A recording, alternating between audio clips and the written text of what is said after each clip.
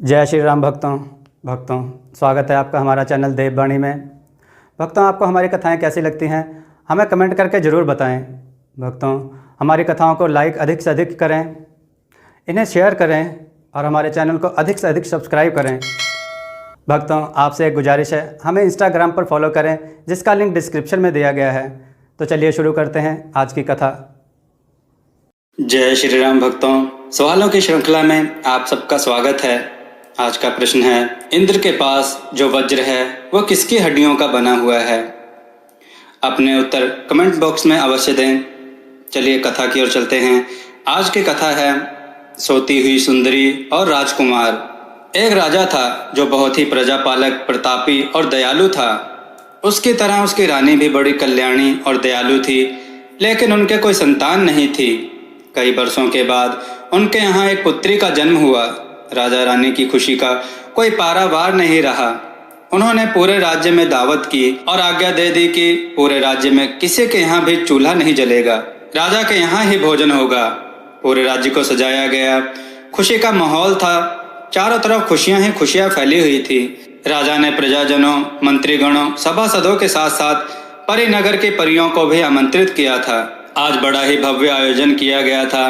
राजकुमारी का नामकरण संस्कार था। सभी प्रजाजन और निमंत्रित व्यक्ति आए थे। सबने भोजन किया, उत्सव का आनंद उठाया और राजकुमारी को उपहार और आशीर्वाद दे देकर जाने लगे। फिर परिलोक की परियां आईं। उन्होंने राजकुमारी को देखा। राजकुमारी बहुत ही सुंदर थी। सब उसे आशीर्वाद देने लगी। एक परी ने उसे रूप का आशीर्वाद दिया, दूसरी ने उसे गुण का आशीर्वाद दिया, तीसरी परी ने उसे धन का आशीर्वाद दिया। इसी प्रकार सभी परियां अपना अपना आशीर्वाद उसे देती थी और उड़ जाती थी। सबसे अंत में एक बूढ़ी परी आई। राजा उसे निमंत्रित करना भूल गया था। इससे उसने अपने आप को अपमानित महसूस किया। वह क्रोध से थरथर कांप रही थी। उसने राजकुमारी को श्राप दे दिया। उसने कहा, राजा, तुम बड़ा घमंडी हो गया है। तूने सभी को निमंत्रण दिया, लेकिन तूने मुझे निमंत्रण नहीं दिया। तूने मेरा अपमान किया है। मैं इसे श्राप देती हूँ, जब यह 14 साल की हो जाएगी तब इसकी उंगली में तकुआ चुभेगा और यह मर जाएगी। ऐसा कहकर वह परी आसमान में उड़ गई। यह श्राप सुनकर रानी और राजा दोनों रोने लगे। सभा में मौजूद सभी लोगों का चेहरा उतर गया। सबके चेहरे का रंग उड़ गया। सब एक दूसरे की आंखों की तरफ, एक दूसरे के चेहरे की तरफ देखने लगे।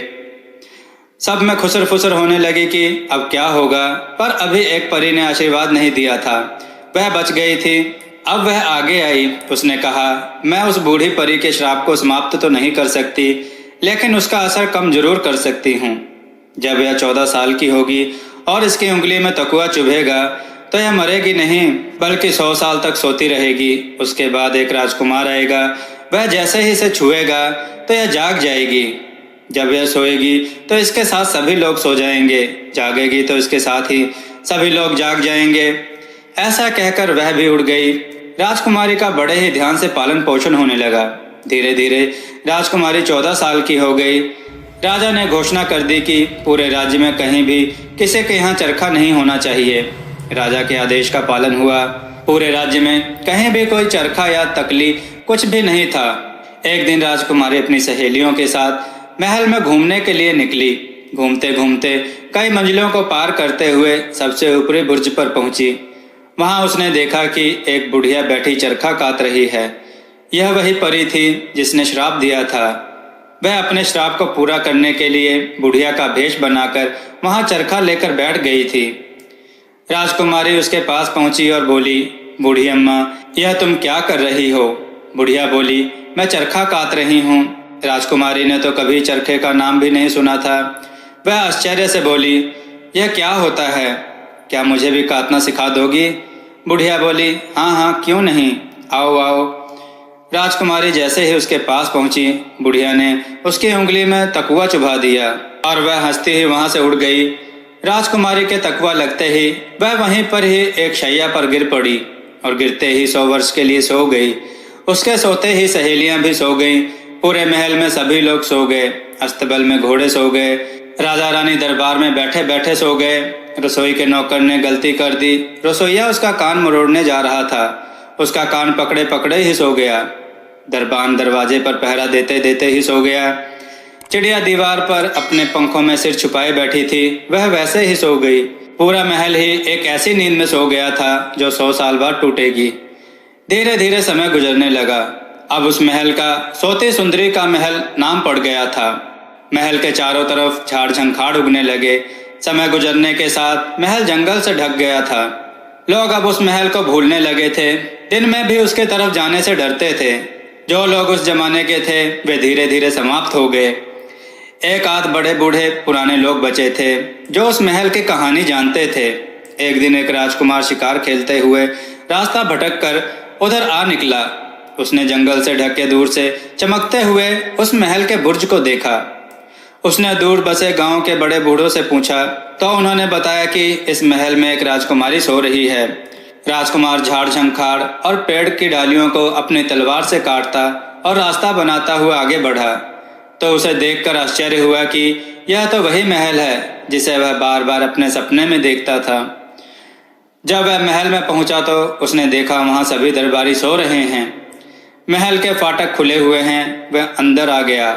पूरे महल में ढूंढता हुआ जहां कहीं भी जाता उसे सब सोते हुए ही मिलते थे।